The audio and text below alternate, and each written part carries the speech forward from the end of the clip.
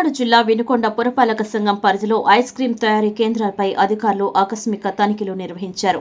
Municipal commissioner Koduri Sivaram Prasad ఆదేశాల మేరకు sanitary inspector Ismail ఆధ్వర్యంలో ఈ తనిఖీలు జరిగాయి.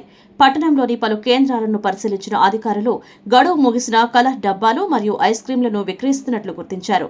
నిబంధనలు ఉల్లంఘించిన పదార్థాలను వెంటనే సీజ్ చేసిన అధికారులు బాధ్యులపై తీవ్ర ఆగ్రహం వ్యక్తం చేశారు. భవిష్యత్తులో ఇటువంటి చర్యలు పునరావృతమైతే లైసెన్స్ రద్దు చేయడంతో పాటు కఠిన చర్యలు తీసుకుంటామని హెచ్చరించారు.